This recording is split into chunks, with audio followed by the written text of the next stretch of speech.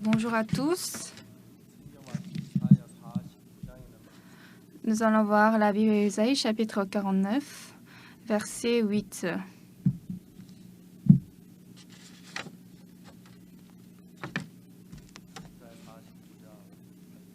Ésaïe 49, verset 8. Ainsi parle l'Éternel, au temps de la grâce, je t'exaucerai, et au jour du salut, je te secouerai. Je te garderai et je t'établirai pour traiter alliance avec le peuple, pour relever le pays et pour distribuer les héritages désolés. Pour dire aux captifs, sortez, et à ceux qui sont dans les ténèbres, paraissez. Ils paîtront sur les chemins et ils trouveront des pâturages sur tous les coteaux. Ils n'auront pas faim et ils n'auront pas soif. Le mirage et le soleil ne les feront point souffrir, car celui qui a pitié d'eux sera leur guide et il les conduira vers des sources d'eau.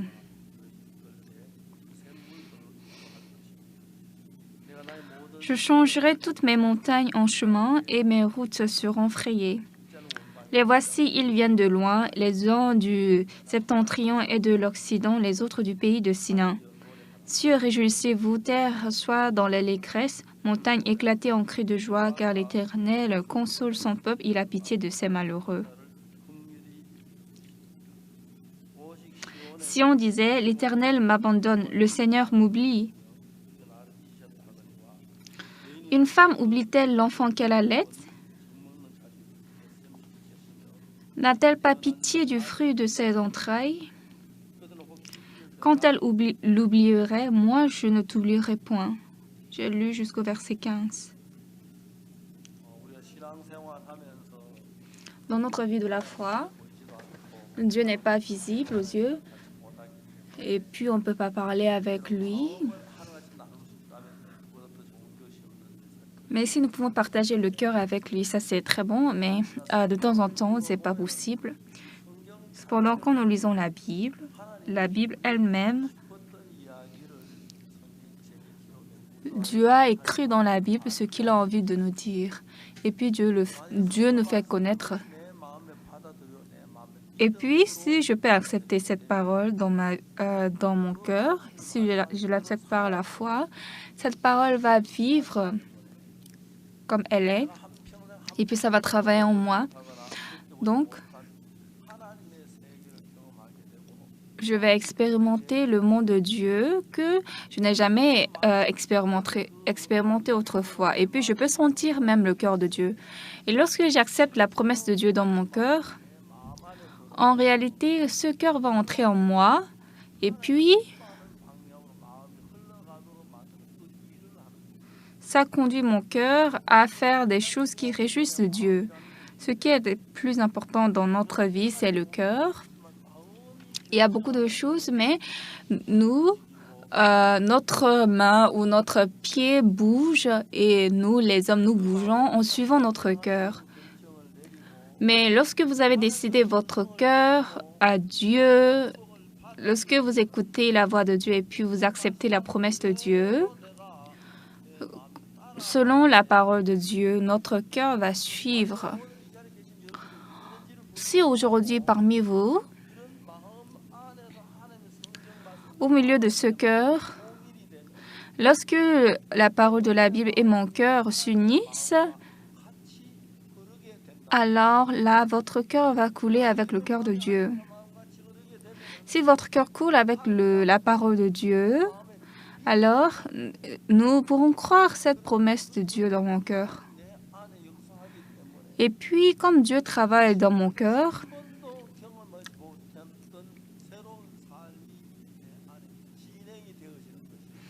une nouvelle vie que je n'avais jamais expérimentée dans la vie va dérouler dans mon cœur. Oui, il y a des gens qui oublient, même s'ils viennent à l'église, ils oublient la parole qu'ils ont écoutée et puis ils vivent comme ça.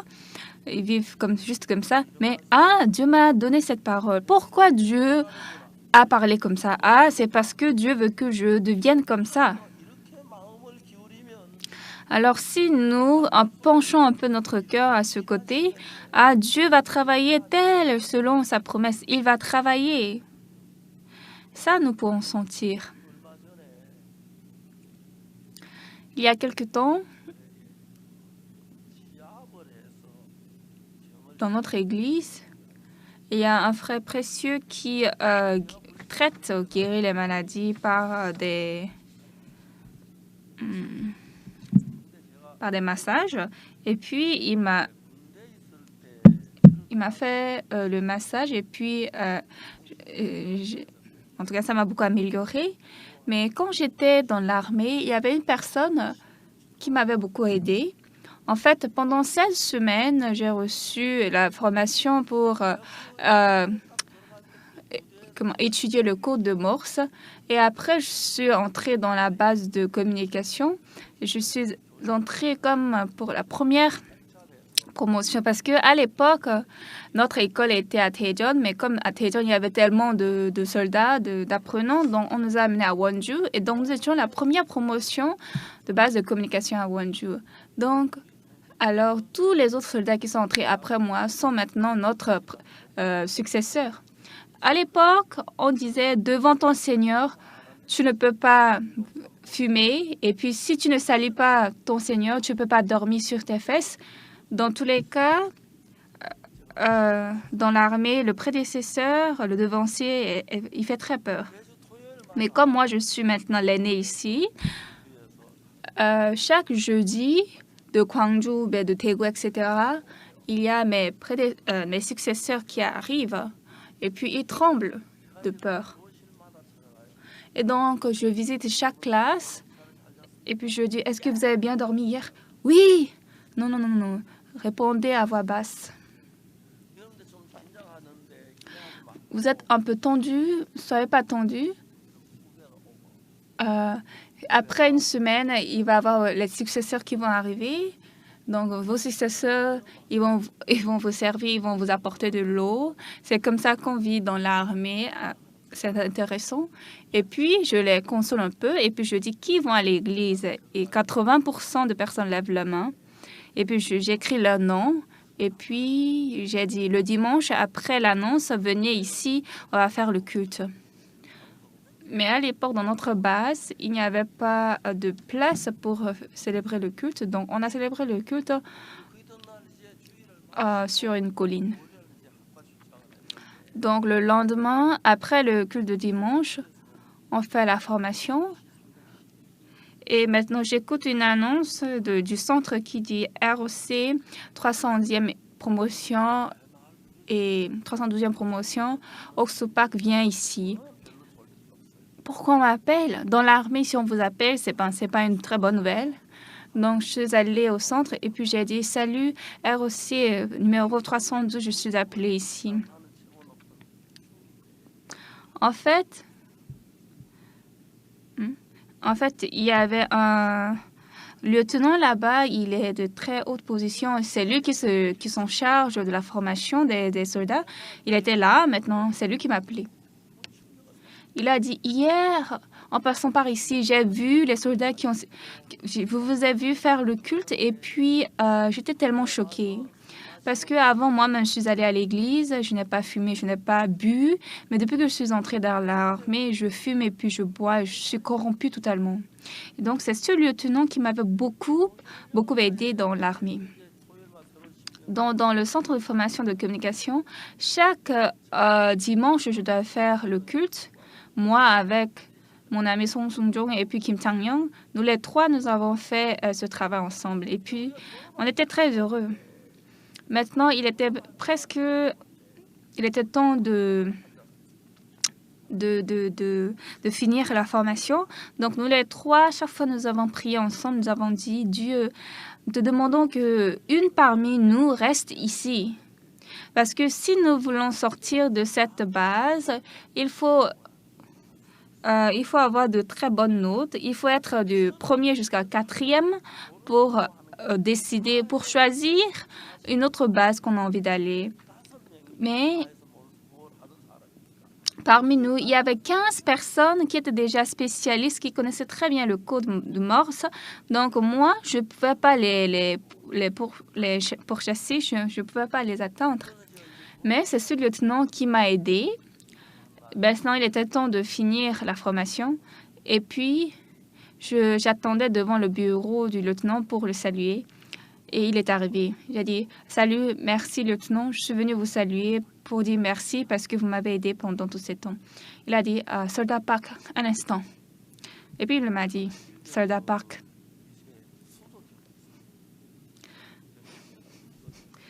Soldat Park, je voulais t'envoyer à la capitale pour la défense ou bien dans d'autres places.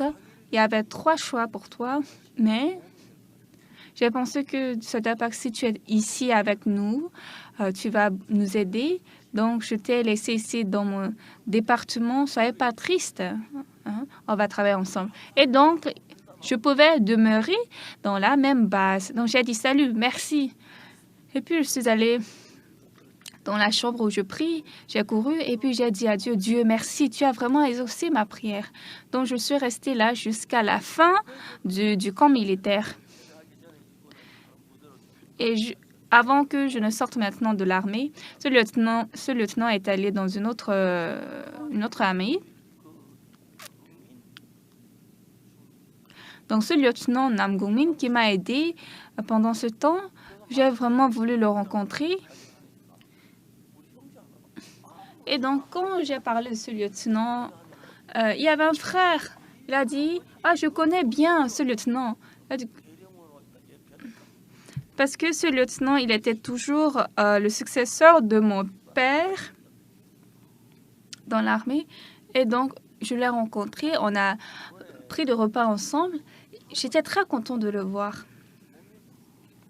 Mais le problème, c'est que la femme de ce lieutenant, elle est beaucoup malade et donc elle est beaucoup souffrante. Mais il y a un frère dans notre église qui guérit très bien avec le massage. Donc, avant-hier, on a appelé ce frère pour qu'elle reçoive du massage. Et elle était très contente. Donc, désormais, si 2 ou 3 fois elle reçoit encore de massage, ça va aller mieux. Donc, j'ai demandé à ce frère de bien traiter. Donc, ce lieutenant était très content. Donc,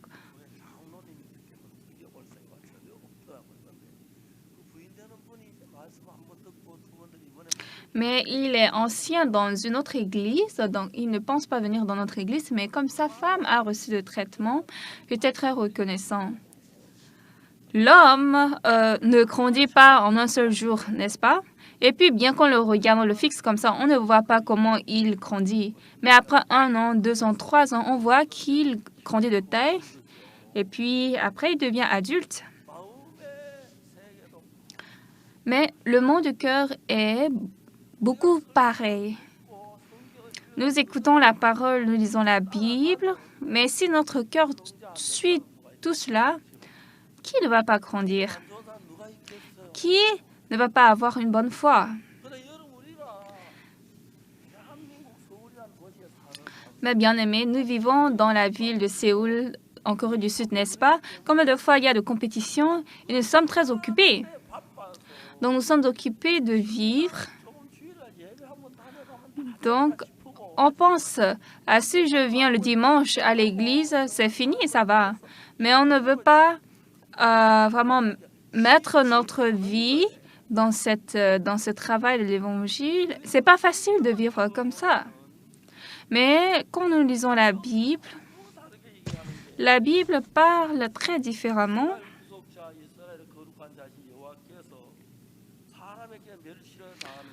Ainsi parle l'Éternel, le Rédempteur, le Saint d'Israël, à celui qu'on méprise et qui est en horreur au peuple, à l'esclave des puissants, des rois le verront, et ils se lèveront, des princes, et ils se prosterneront, à cause de l'Éternel qui est fidèle, du Saint d'Israël qui t'a choisi.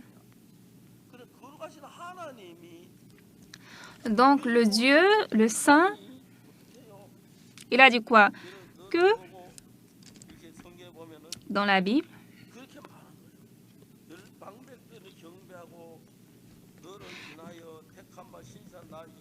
Des rois le verront et ils se lèveront, des princes et ils se prosterneront à cause de l'Éternel qui est fidèle du Saint d'Israël qui t'a choisi. Donc, ça, c'est la promesse que Dieu va nous rendre un ouvrier précieux de Dieu. Donc, ça ne se passe pas dans un jour. Mais si ce Dieu a de plans pour moi, et ça, c'est vrai qu'il veut me conduire, alors si je connais le cœur de Dieu, mon cœur est très loin de Dieu. Ce n'est pas en un seul jour que mon cœur va s'approcher à Dieu comme ça. Mais si nous pouvons seulement tourner de direction, notre cœur va commencer par changer. Et puis, en acceptant le cœur de Dieu qui est dans la Bible, si seulement un petit cœur de Dieu demeure dans mon cœur, alors je vais sentir que mon cœur est connecté à Dieu. Mais si nous venons à l'église, nous écoutons la parole, nous prions, oui, nous écoutons la parole, et puis nous allons à la maison, c'est tout. Et puis on dit, ah, le pasteur, il avait prêché où? C'était où? Ah, c'est Ésaïe 49. Peut-être c'est jusqu'à ce niveau seulement. Mais si vous avez lu la Bible, et puis une parole de la Bible est entrée dans votre cœur, ah, Dieu a dit qu'il va faire comme ça à moi.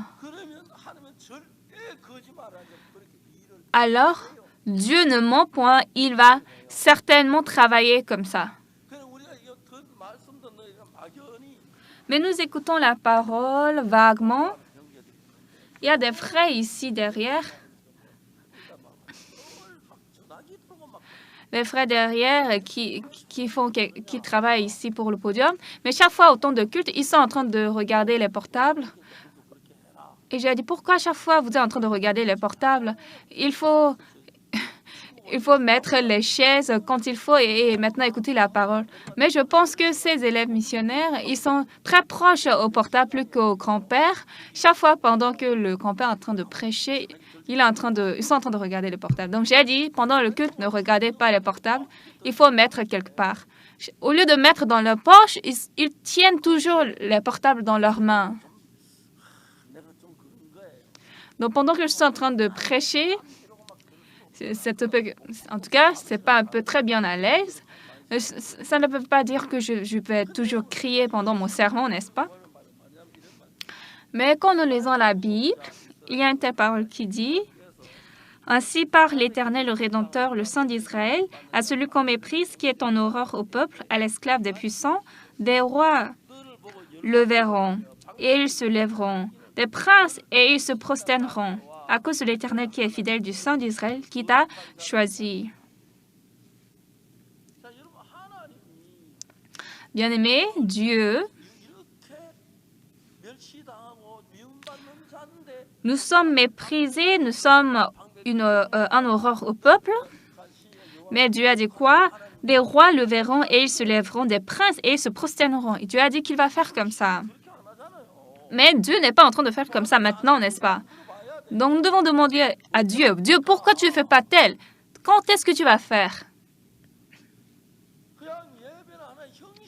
Nous pensons le culte, c'est juste une forme. OK, aujourd'hui, le pasteur Park, il prêche bien. Après ça, il n'y a rien. On n'est pas intéressé à d'autres choses à part de juger si la parole est bonne ou pas. Mais si cette parole de la Bible s'installe dans votre cœur, qu'est-ce que Dieu dit? C'est ce qu'il a dit. Ainsi parle l'Éternel, le Rédempteur, le Saint d'Israël.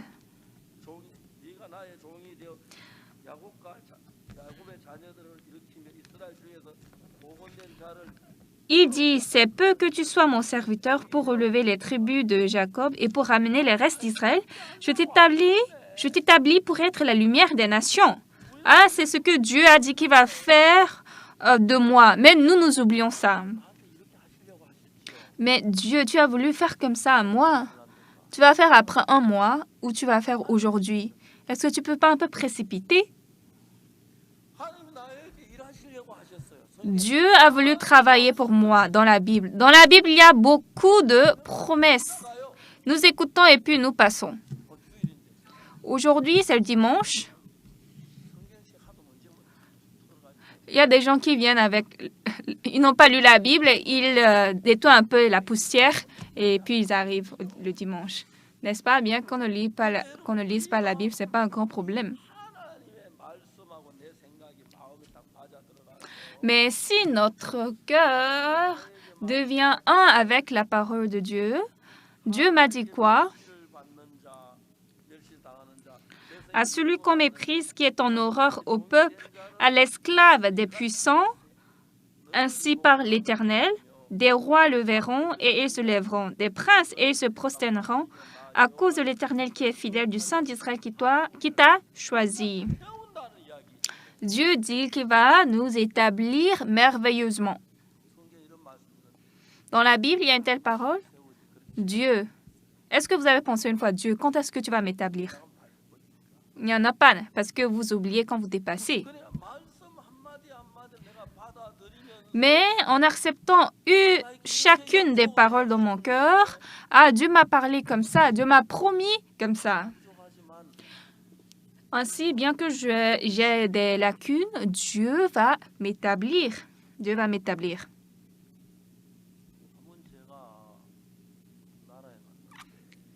Une fois, je suis allée dans un pays et c'est dans la plus grande église de ce pays qu'un prêtre m'a appelé.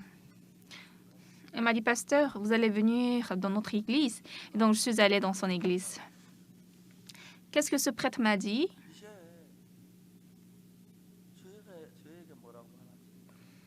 Il m'a dit,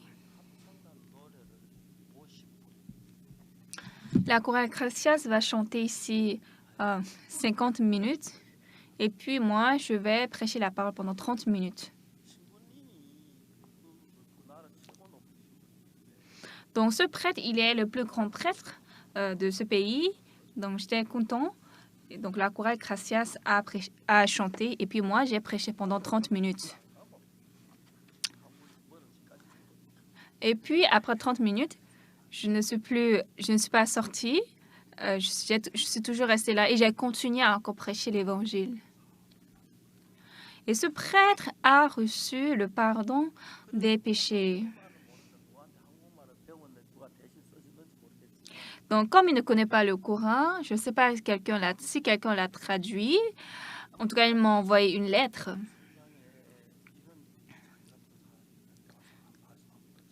Il a dit, est-ce que vous ne pouvez pas prêcher encore une fois dans ma cathédrale parce qu'il y a des gens comme moi. Il y a environ 70 prêtres dans ce pays, je crois. Donc, je suis allée encore dans le pays. Donc, je voulais parler devant 70 personnes, mais il y avait 2000 personnes qui sont arrivées. Donc, j'ai continuellement prêché la parole. Et le lendemain, c'est 3500 personnes qui sont arrivées.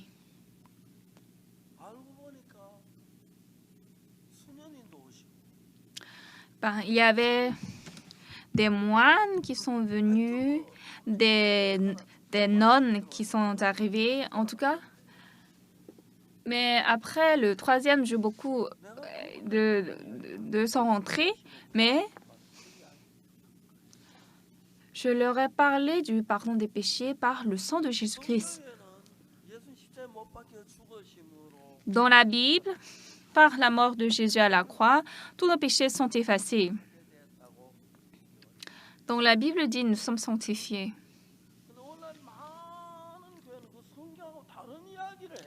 Mais aujourd'hui, beaucoup d'églises parlent le contraire de la Bible. Elles disent, Seigneur, nous sommes pécheurs, pardonne nos péchés. Donc, qu'est-ce qui est juste? Seigneur, nous sommes pécheurs, ça c'est l'homme qui parle. Mais la Bible a dit que Dieu va justifier et sanctifier. Donc, qu'est-ce que la Bible dit ici? Ainsi parle l'Éternel, le Rédempteur, le Saint d'Israël, à celui qu'on méprise qui est en horreur au peuple, à l'esclave des puissants. Des rois le verront et ils se lèveront, des princes et ils se prosterneront. À cause de l'Éternel qui est fidèle, du Saint d'Israël qui t'a choisi.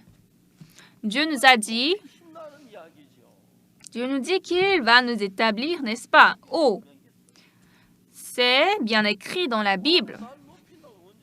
Si Dieu, tu veux m'établir, mais quand est-ce que tu vas m'établir? Dieu, ou bien tu as oublié? Nous devons demander à Dieu, comment tu as lavé mes péchés? Là, à travers la Bible, Dieu nous montre exactement comment il a lavé notre péché, comment il va nous établir. Oh, et là, ma vie va changer. Bien-aimés, je suis désolée de vous dire, quand je lis la Bible, je vois beaucoup de promesses. Et puis ces promesses prennent place dans mon cœur. Mais quand j'étais petit, comme j'avais beaucoup faim, je suis née en 1944 et l'année qui a suivi, en 1945, le 15 août, nous étions délivrés du Japon. On disait, donnez-nous la mort, sinon la liberté. Donnez-nous la mort, sinon la liberté. Après que notre pays a été libéré, notre pays était tombé dans la famine. Et donc, quand je suis née en 1944, et puis après un an, notre pays a eu l'indépendance. Donc moi, j'ai fait le mouvement d'indépendance parce que, étant couchée, j'ai basculé mes pieds et mon pays a été libéré. C'est ce que je dis. Et puis, depuis que je suis petite, j'allais à l'église. Mais même si je vais à l'église, hier, j'étais pécheur. Aujourd'hui, même, je suis pécheur. Demain aussi, je suis pécheur. Donc, je suis tous les jours pécheur. À part ça, il n'y a pas d'autre chose. Mais bien aimé, dans la Bible, il n'y a pas seulement des pécheurs, il y a des justes, il y a des saints, il y a des hommes de Dieu, des gens fidèles, il y a des prophètes de Dieu. Il y en a beaucoup. Mais en lisant la Bible, nous n'avons pas des yeux pour les voir. On ne voit que nous avons péché. Ah, Seigneur, j'ai péché, pardonne mes péchés. C'est seulement ça qu'on sait faire. On croit pendant 10 ans, toujours pécheurs. On croit 20 ans, nous sommes pécheurs. On croit 30 ans, nous sommes pécheurs. Mais qu'est-ce que dit dans la Bible? La Bible dit, « Ainsi parle l'Éternel, le Rédempteur, le Saint d'Israël, à celui qu'on méprise qui est en horreur au peuple, à l'esclave des puissants. » Le verset 6. Il dit, « C'est un peu que tu sois mon serviteur pour relever les tribus de Jacob et pour ramener les restes d'Israël. » Dieu dit, il va ramener les restes d'Israël. Dieu dit qu'il va nous sanctifier. Dieu dit qu'il va nous justifier. Mais Dieu, quand? Quand est-ce que tu vas faire? Quand est-ce que tu vas nous donner? À qui tu vas le faire? Donc, ça doit être une discussion normale avec Dieu. Mais nous lisons et puis nous dépassons.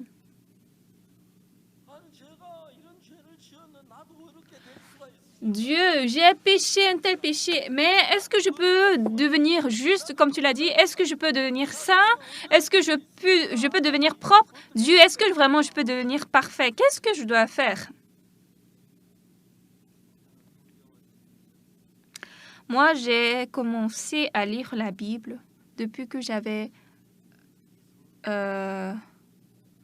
18 ans. Une telle Bible qui est autant épaisse, il y en a beaucoup de lettres.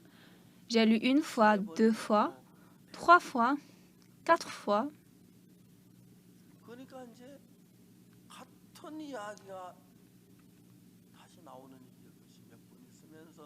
Donc, il y a des paroles que je vois de nouvelles fois et donc je me rappelle maintenant de ça.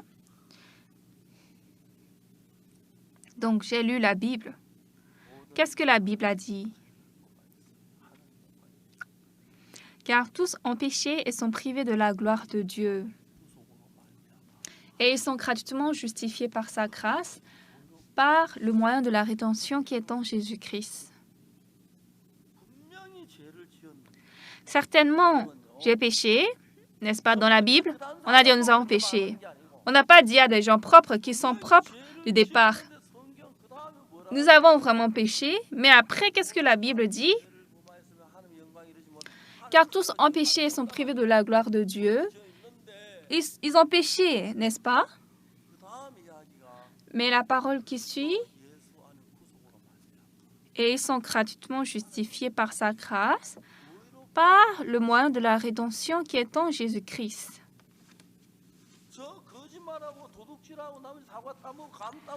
Il y a des gens qui mentent, qui pêchent. Moi aussi, j'ai volé, j'ai menti. Mais ce n'est pas juste par hasard, c'est par la grâce de Dieu. Par la grâce, nous sommes justifiés. Être justifié veut dire qu'il n'y a pas de péché.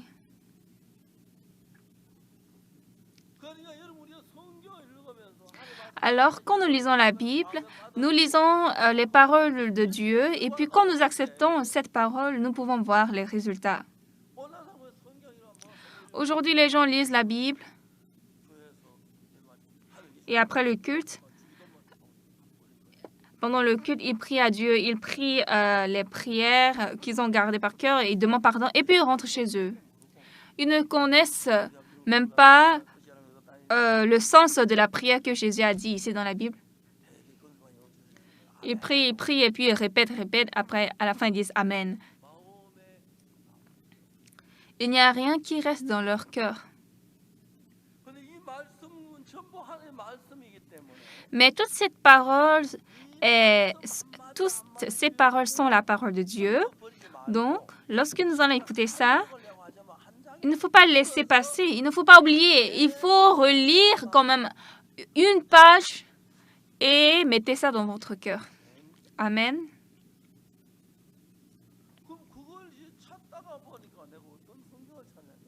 Donc, en cherchant cela, qu'est-ce que j'ai cherché dans la Bible? Tous ont péché et sont privés de la gloire de Dieu. N'est-ce pas? Nous sommes privés de la gloire de Dieu. Mais ensuite, ce n'est pas ça qui est la fin.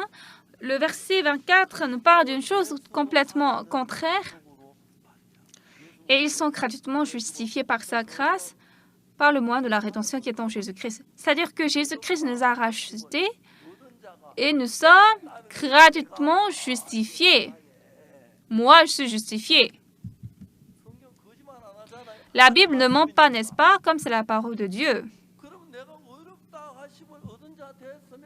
Alors, si je suis justifié, comme Dieu l'a dit, Dieu a dit que je suis justifié, donc je suis juste. Je suis juste. Je suis juste.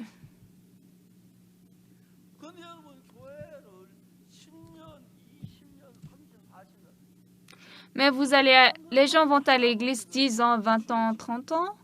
Même les vieux, ils disent, Seigneur, nous sommes pécheurs. Le premier jour, ils sont entrés à l'église, ils disent qu'ils sont pécheurs. Le lendemain aussi, ils disent qu'ils sont pécheurs. Même après des années, dans la même église, ils disent, Seigneur, je suis un plus grand pécheur. Et ils continuent comme ça. Le pécheur doit aller en enfer, ne peut pas aller au ciel.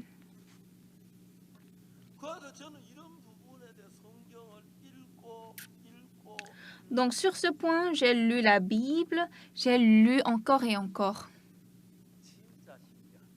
Mais ce qui est très étonnant, vous allez écouter,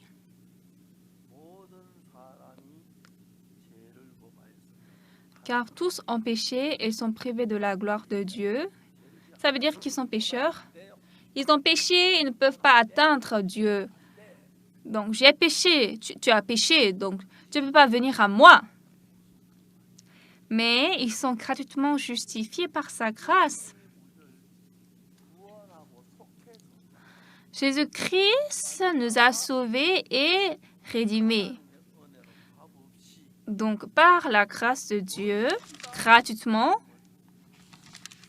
ils sont gratuitement justifiés.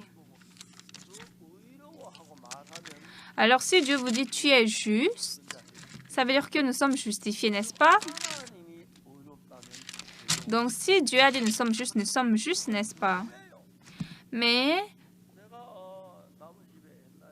nous sommes curieux. Moi, quand j'étais petit, j'avais péché beaucoup de péchés. Et surtout, les soirs, avec mes amis, nous avons volé des pommes dans les plantations des autres personnes. Et puis, nous avons en tout cas volé beaucoup de fruits. Donc, j'ai commis beaucoup de vols. Le vol, c'est un péché. Alors, je suis pécheur. Mais dans la Bible, oui, nous sommes pécheurs.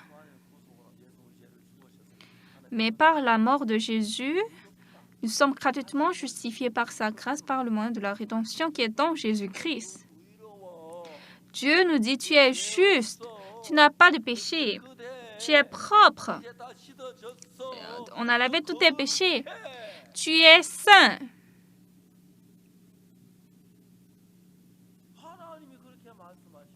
Si Dieu l'a dit, alors bien que j'ai péché, comme Jésus est mort sur la croix, il a reçu tous les châtiments de mon péché. Je dis, je suis juste, je comprends. Alors, est-ce que c'est pécheur ou juste? Pourquoi? Parce que si Dieu dit je suis juste, personne ne peut empêcher ça. Vous avez compris, n'est-ce pas? J'ai péché, mais Dieu, pourquoi tu dis je suis juste? Ça n'a pas de sens. Non, ça a de sens. Puisque Jésus-Christ a reçu le châtiment de tes péchés, il est mort, tu es juste, n'est-ce pas? N'est-ce pas?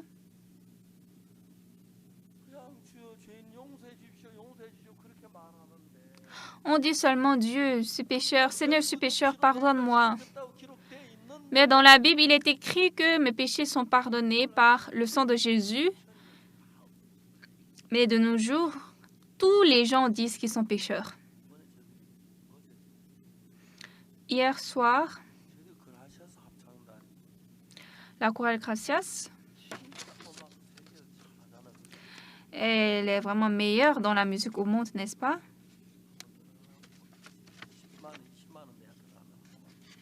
Normalement, ce concert-là, il faut payer 100 000 ou bien 200 000 won. Mais qu'est-ce que la conductrice de la chorale Gracias a planifié? Il y a quelque temps, on va aller au village où il n'y a pas beaucoup d'habitants là-bas, mais elle veut faire le concert là-bas gratuitement. Donc hier, nous sommes allés au village, à Gangwon-do, vraiment un village très profond. J'ai pris la voiture pendant des heures. Et beaucoup de gens sont arrivés. Et puis, il y avait un pasteur d'une église qui disait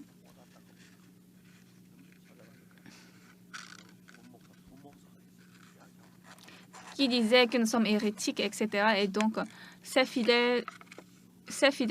beaucoup de ces fidèles ne sont pas venus au concert, mais nous avons rencontré le vice-pasteur.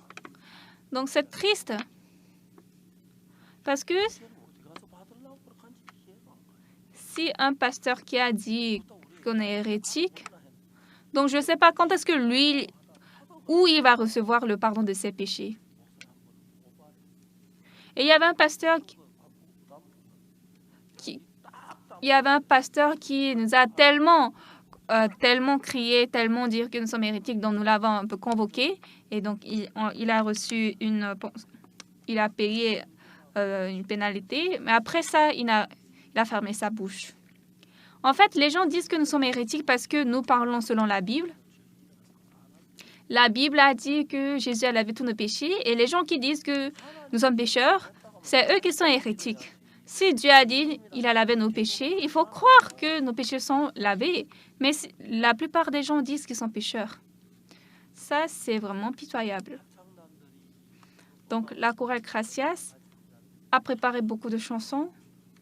Et vraiment, la chorale Gracias fait beaucoup de travail. Elle est la meilleure chorale au monde. Notre chorale, à chaque fois qu'elle a participé au concours international, elle n'a jamais été deuxième. Notre chorale a été toujours première. Tout à l'heure, le conducteur Boris Abalian qui a conduit la chorale, il est le meilleur conducteur au monde. Ma fille, elle a appris sous ce conducteur et on a dit que ma fille aussi est devenue une grande musicienne.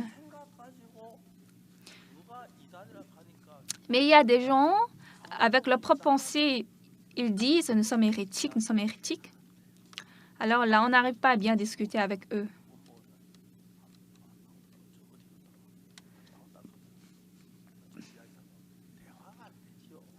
Donc, on a rencontré le vice-pasteur. On voulait rencontrer le pasteur. Le pasteur était allé quelque part. Mais bien qu'on discute avec eux, la discussion ne marche pas. Mais les gens disent qu'ils sont pécheurs. Ils disent ça d'une manière très ferme et très courageuse. Mais dans la Bible, il y a des paroles qui disent nous sommes pécheurs, mais également qui disent nous sommes justes, n'est-ce pas? Mais, alors, est-ce que nous ne pouvons pas laisser la parole qui dit nous sommes pécheurs de côté et accepter la parole qui dit nous sommes justes? Car tous ont péché et sont privés de la gloire de Dieu, et ils sont gratuitement justifiés par sa grâce, par le moyen de la rédemption qui est en Jésus-Christ. Je ne connais pas une autre chose, mais si Dieu dit que je suis justifié, je suis juste. Il faut seulement croire, c'est simple. C'est pas que je vais me laver comme si je me douche, je vais me laver de milliers de fois, là, je suis devenue juste. Non. Moi, oui, je ne sais pas correctement, mais si Dieu dit je suis juste, alors je suis juste. Être juste veut dire nous n'avons pas de péché. Il faut seulement accepter ça.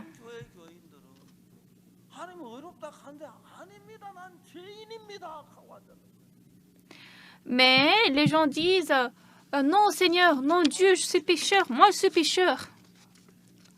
Et la plupart des églises de Corée sont comme ça. Si la Bible dit nous sommes justes, Dieu, donc je suis aussi juste, donc je vais accepter ça. Mais nous disons non Seigneur, je suis pécheur. Ça n'a pas de sens. Ça veut dire que cette personne est plus haute que Dieu, elle est plus intelligente que Dieu.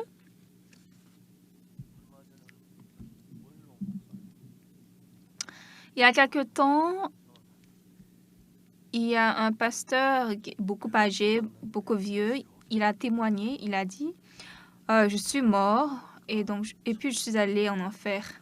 Mais quand je me suis repenti, je suis allé au ciel. » C'est ce qu'il a dit. Donc quand j'ai écouté ça, cette personne est en train de mentir. Le ciel et l'enfer ne sont pas des places où nous pouvons faire aller-retour, n'est-ce pas? Si dans l'enfer, on va se repentir pour aller au ciel, alors qui ne va pas aller au ciel? Tout le monde va aller au ciel. Ça n'a pas de sens. Avant d'aller là-bas, il faut d'abord recevoir la sanctification avant d'aller au ciel. En lisant la Bible, dans la Bible, on dit « je suis saint ». Dieu a dit « nous sommes saints ». Donc, en allant au ciel, au portail, il y a un garde portail qui me bloque. Je dis, pourquoi tu me bloques? Et tu as de péché dans ton cœur. Et si Dieu dit, je suis juste, et puis on doit le gifler. Ce garde-là, il n'est pas un vrai garde de Dieu. Hein? La Bible a dit, je suis juste, je suis saint. J'ai déjà même gardé par cœur ces versets, n'est-ce pas?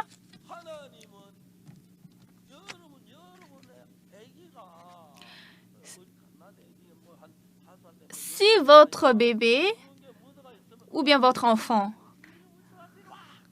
est sali, et donc la maman va dire quoi? Où est-ce que tu as été sali comme ça? Et puis la maman va enlever les habits et elle va laver les habits et elle va aussi laver l'enfant, n'est-ce pas? Et l'enfant devient propre. C'est de la même manière que Dieu fait. Nous, pécheurs sales, Dieu nous a lavés proprement, comme la mère fait à son enfant. C'est la même chose. Que ça soit de taches ou bien d'excréments qui ont sali. La maman frappe l'enfant et puis elle fait quoi?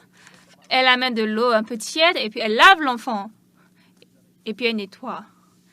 et elle donne de vêtements propres. C'est ça, c'est ce que la maman fait.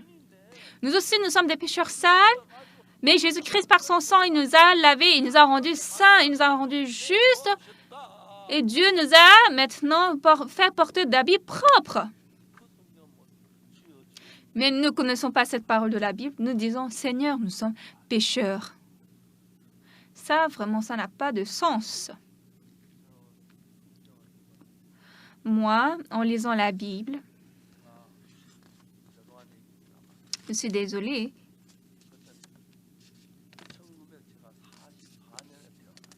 Je suis née en 1944. C'était à l'époque de colonisation du Japon. Mais le 15 août 1945, nous étions libérés du Japon. On chantait en ce temps, « Donnez-nous la mort, sinon la liberté. Donnez-nous la mort, sinon la liberté. » On avait chanté de telles chansons. Donc nous sommes libérés du Japon. C'est des choses vraiment comme des rêves. Et après, en prenant de l'âge, avec mes amis, on s'amusait. Et puis les soirs, on dit, on va aller voler les pommes, on va aller voler les plaques mines. Et donc, on rampe dans les champs. Et puis, on cueille les plaques mines, on cueille des pommes. C'est comme ça, on a volé plusieurs fois. Et donc, quand je suis allée à l'église, moi, j'étais pécheur.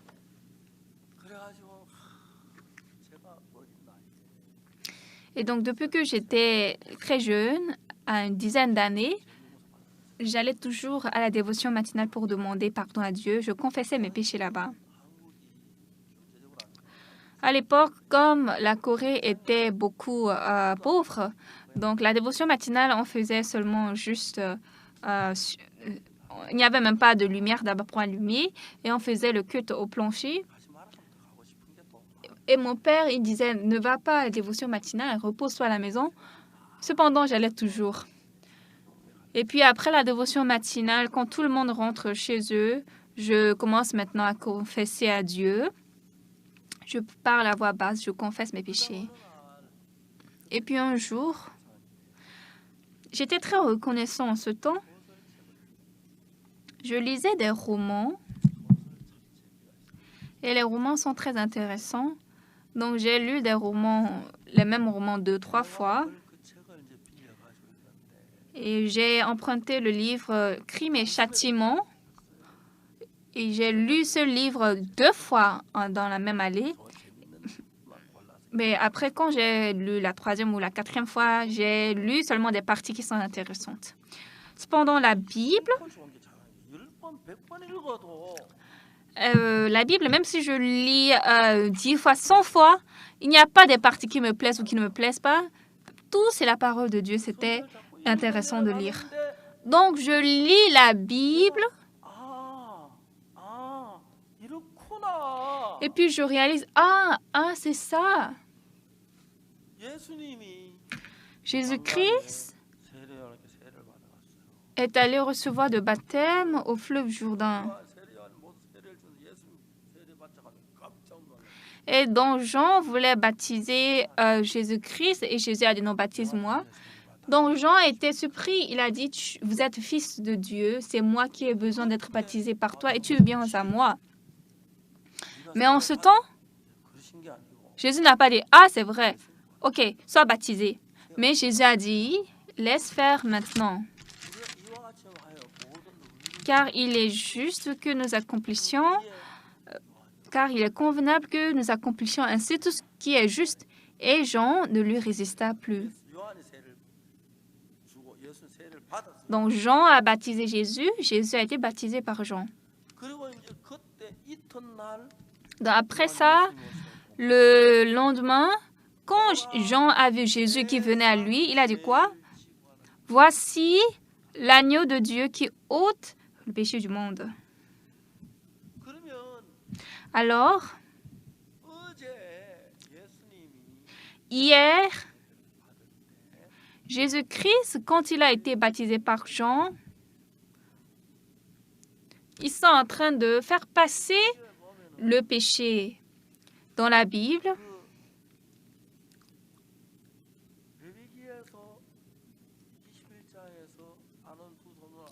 dans Lévitique chapitre 21, Aaron posera ses 2 mains sur la chèvre et puis il fera passer tous les péchés et les iniquités d'Israël. Aaron posera ses 2 mains sur la tête du beau vivant et il confessera sur lui toutes les iniquités des enfants d'Israël et toutes les transgressions par lesquelles ils ont péché. Donc, ils sont en train de faire passer le péché. Donc, dans le sacrifice expiatoire, ce qui est le plus important, c'est de choisir un bouc ou la chèvre. Pourquoi? Parce que le salaire du péché, c'est la mort. Il faut quelque chose qui meurt, mais l'homme ne peut pas mourir. Donc, on amène un bouc ou une chèvre sans défaut et sans tache pour qu'il meure pour le pécheur. Donc, quand nous posons les mains sur cet animal, ce bouc, le péché est transmis à ce bouc et ce bouc va mourir. Donc, Jésus est mort sur la croix pour montrer ce sacrifice du bouc est l'image de Jésus-Christ. Donc, Jésus est venu vers Jean pour être baptisé. Je vais être baptisé. Et Jean était choqué. Vous êtes fils de Dieu. J'ai besoin d'être baptisé par vous. Pourquoi vous venez à moi? Ça n'a pas de sens. Mais Jésus a répondu, « Laisse faire maintenant, car il est convenable que nous accomplissions ainsi tout ce qui est juste. » Là, Jean-Baptiste a baptisé Jésus. Après ça, le lendemain, quand Jésus-Christ il s'approchait vers Jean, Jean a dit, « Voici l'agneau de Dieu qui ôte le péché du monde. » Puisqu'hier, Jésus était venu, il a été baptisé. Donc, Jean avait transmis le péché à Jésus. Tous nos péchés ont été transmis à Jésus-Christ. Amen. Donc, l'agneau de Dieu qui ôte le péché du monde. Jésus-Christ a ôté notre péché. Il est mort sur la croix à notre place. Il a été châtié pour nos péchés. Et nous obtenons le salut par cette grâce éternelle. Donc, dans la Bible, de telles paroles sont écrites très précisément. Mais comme les gens ne sont pas conscients de ça, alors ils prient, ils pleurent, ils demandent pardon à Dieu. Mais en lisant la Bible, Dieu, il me donne vraiment il me fait réaliser quand je lis la Bible. Quand Jésus est mort sur la croix, quand il a été crucifié, Jésus est mort pour le péché du monde. Lorsque Jean-Baptiste avait baptisé Jésus, tous les péchés du monde sont transférés à Jésus-Christ. Et pour ce péché, Jésus est mort sur la croix pour le péché du monde. En ce temps, tous nos péchés ont été lavés. Et ça, c'est certain. Hier,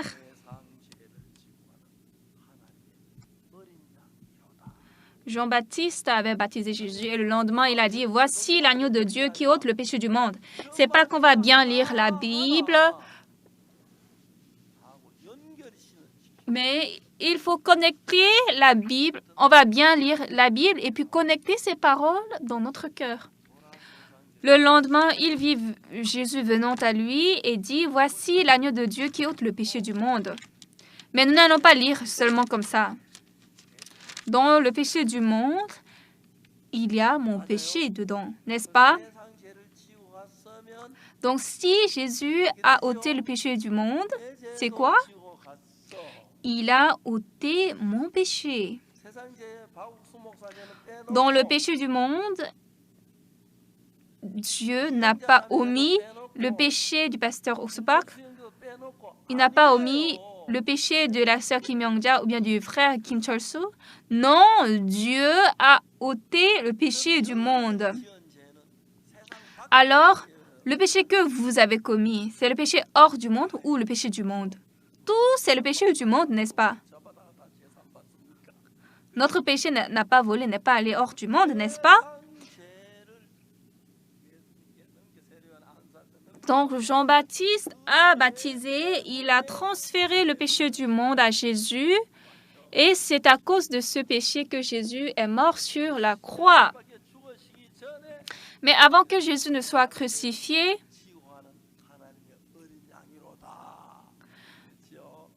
Dieu a dit, voici, Jean a dit, voici l'agneau de Dieu qui ôte le péché du monde. Quand Jésus a ôté notre péché et il a été crucifié, notre péché a été lavé. Amen. Donc, quand nous lisons la Bible, précisément, nous comprenons. La Bible est intéressante.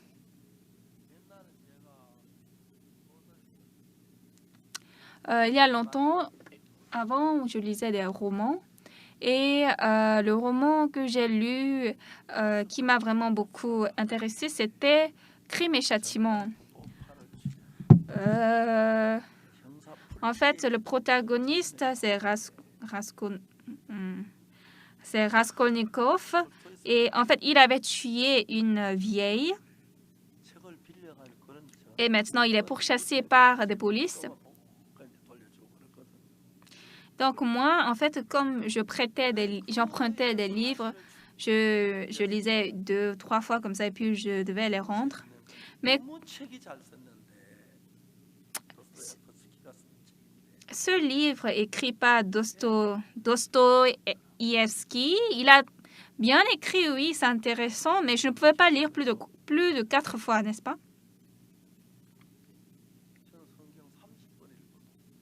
Mais cette Bible, même si je lis ça 30 fois, c'est toujours nouveau. C'est comme ça la parole de Dieu.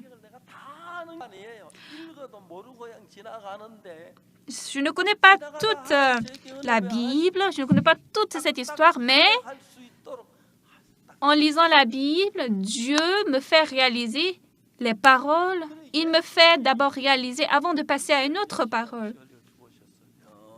Si Jésus est mort sur la croix en versant son sang, c'est clair qu'il a été châtié à la place de mes péchés. Donc si Jésus a été châtié, mes péchés sont effacés. Je suis propre.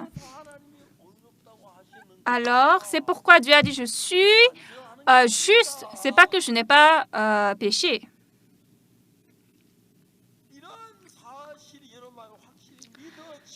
Si vous pouvez croire de telles vérités dans votre cœur précisément, c'est pourquoi mes péchés ont été lavés. Jésus a lavé mes péchés. Il est mort sur la croix. Merci Seigneur. Jésus, comme tu es mort pour mes péchés, en ce temps, tu as lavé tous mes péchés en ce temps. Maintenant, mes péchés sont effacés parce que Jésus est mort sur la croix. Il y a un pasteur qui témoigne. Il a dit, il est mort et puis il est allé en enfer. Mais quand il s'est repenti, quand je me suis repenti, je me suis trouvée au ciel. Ça, vraiment, c'est un mensonge parmi les mensonges. L'enfer, vous ne pouvez pas faire d'aller-retour. Vous avez compris? Si vous allez en enfer, vous ne pouvez pas sortir de là. Et puis quand même nous allons au ciel, nous vivons au ciel éternellement. C'est parce que les gens ne connaissent pas vraiment la Bible, ils parlent comme ça. Notre péché, c'est pas moi qui fais quelque chose pour laver. Je ne lave pas un péché par la repentance. Oui, c'est bon de se repentir, de connaître son péché, mais il faut payer le prix du péché. L'ami de mon père, il était un vendeur d'une boutique à côté de mon école. Et puis, je dis, papa, je dois acheter un cahier. Il dit, oui, va prendre le cahier, je vais payer après. Donc, mon père, il paye. Mon père, il paye. Et il est ami avec ce vendeur. Et il boit avec lui. Et donc, il dit, mon fils, il doit te payer combien? Et puis, mon père paye à ma place. Donc, que ce soit le cahier ou bien de crayons, je prends d'abord et puis mon Père, il paye après. Nous péchons tous les jours, mais Jésus-Christ a payé tout. Amen. Car tous ont péché et sont privés de la gloire de Dieu et sont gratuitement justifiés par sa grâce, par le moyen de la rédemption qui est en Jésus-Christ. Dieu vous a justifié. Comme Jésus est mort sur la croix à votre place, il a ôté le péché. Là, vous êtes juste, vous n'êtes pas pécheur. Si Jésus vous a justifié, Amen. Amen. C'est Amen. Moi, je ne dis pas je suis pécheur, je dis je suis juste. Tu n'as pas péché? Oui, j'ai péché. Pourquoi je n'ai pas péché? Alors tu es pécheur. Oui, c'est vrai, je suis pécheur. Mais quand Jésus est mort sur la croix, il a lavé tous ses péchés. Tu as compris?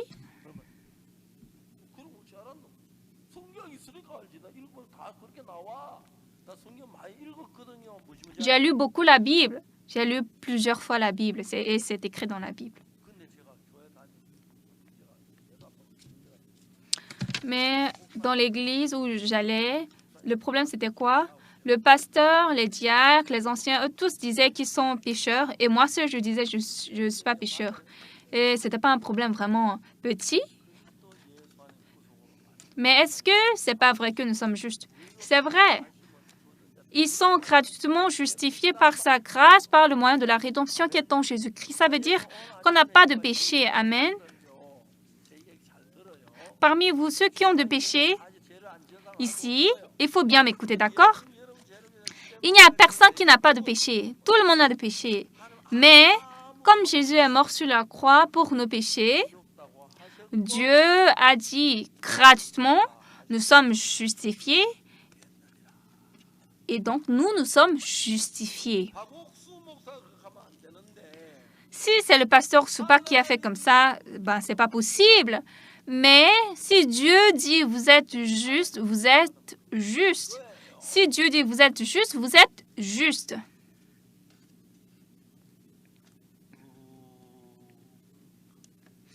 Et j'étais très reconnaissant à Dieu.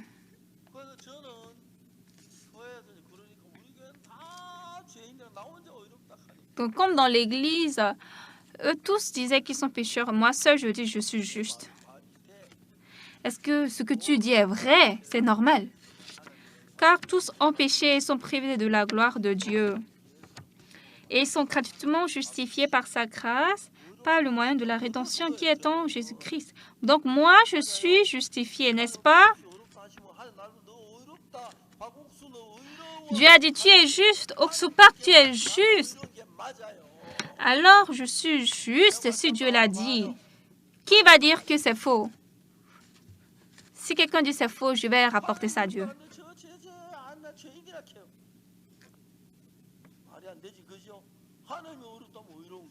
Si Dieu dit nous sommes justes, n'est-ce pas?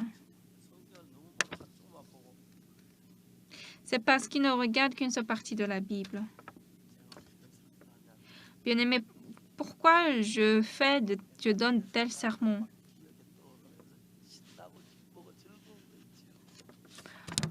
Je suis très content et je suis très joyeux de me rappeler de ça.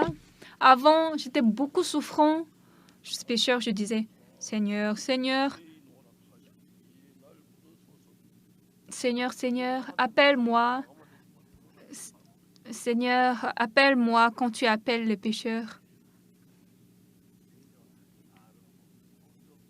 Mais non, c'est pas ça. Jésus n'a pas appelé les pécheurs. Jésus a dit, ils sont gratuitement justifiés.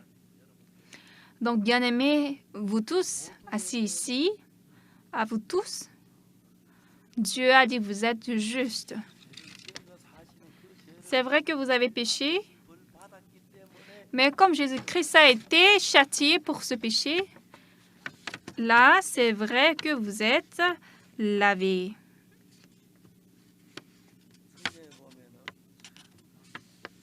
Dans la Bible, nous sommes très reconnaissants.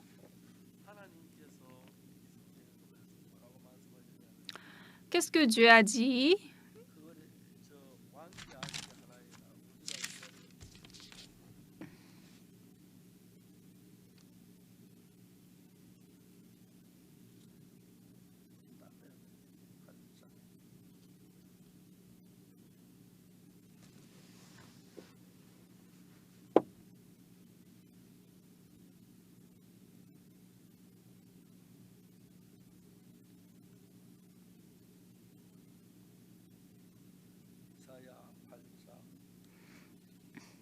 Ésaïe chapitre 8.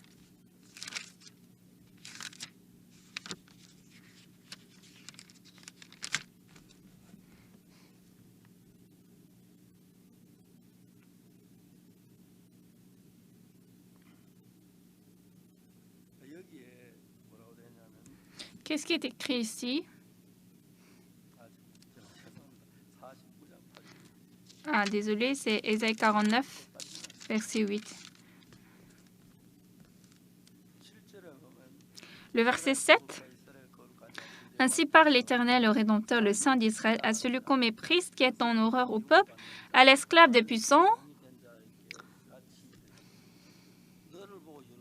Des rois le verront et ils se lèveront, des princes et ils se prosterneront, à cause de l'Éternel qui est fidèle, du Saint d'Israël qui t'a choisi.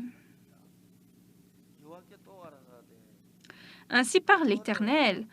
Au temps de la grâce, je t'exaucerai et au jour du salut, je te secourrai. Je te garderai et je t'établirai pour traiter alliance avec le peuple. Alors, ce que Dieu dit dans cette Bible,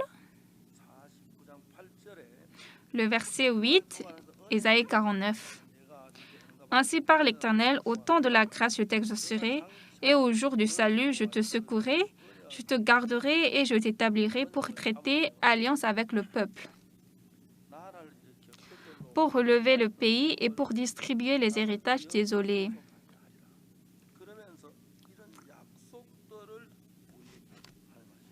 Dieu nous a fait promesse. Le verset 7, qu'est-ce que Dieu a dit?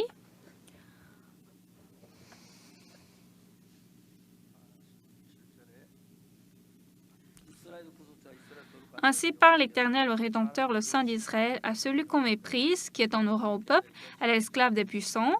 Des rois le verront et ils se lèveront, des princes et ils se prosterneront, à cause de l'Éternel qui est fidèle, du Saint d'Israël qui t'a choisi. Dieu nous a fait des promesses pareilles. Il a dit, nous sommes saints, nous sommes justes, nous sommes propres. Alors, bien-aimés, moi, j'ai commis beaucoup de péchés et je ne peux même pas m'en rappeler. Cependant, Jésus est mort pour tous mes péchés et ces péchés sont lavés blancs comme la neige. Et donc, si Jésus est mort sur la croix, il est mort pour nos péchés. Vous avez compris? Donc, si Jésus est mort, alors ça a la même efficacité comme moi également, je suis mort. Alors maintenant, Jésus est châtié, nous sommes justifiés, nous sommes devenus propres, n'est-ce pas? Donc Dieu a fait des choses étonnantes à nous. Alors, plus je pense, plus je suis très reconnaissant au Seigneur. Maintenant, Dieu a dit, je n'ai pas de péché, je suis juste. Dieu a dit, je suis juste. Dans la Bible. Car tous ont péché et sont privés de la gloire de Dieu. Et ils sont gratuitement justifiés par sa grâce, par le moyen de la rédemption qui est en Jésus-Christ. Donc, quoique nous commettions beaucoup de péchés, si Dieu a dit nous sommes justes, nous sommes justes. Pourquoi Dieu a dit nous sommes justes? Parce que Jésus est mort sur la croix, il a reçu tout le châtiment de notre péché, et en ce temps qu'il a été crucifié, nos péchés sont effacés pour toujours. Et Jésus est monté au ciel avec ce sang. Et au temple au ciel, en fait, on écrit les péchés sur les cornes de l'autel. Et Jésus a passé son sang sur les cornes de l'autel. Ce monde est un monde du temps. Donc après ce temps, un autre temps va arriver, n'est-ce pas? Donc il y a le passé, il y a le présent et puis il y a l'avenir, n'est-ce pas? Mais dans le ciel éternel, c'est un monde éternel, ce n'est pas un monde du temps. Donc tout est éternel.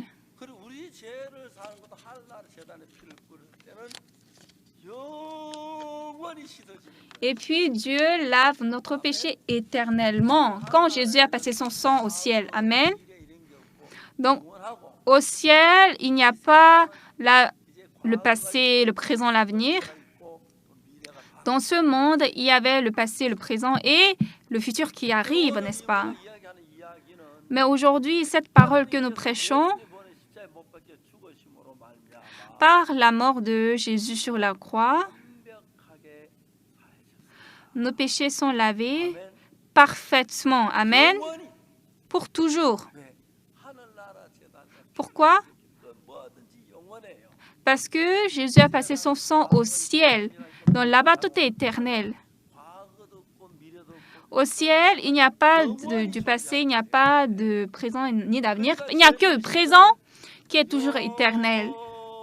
Donc, quand on lave nos péchés là-bas au ciel, c'est lavé éternellement. Vous avez compris?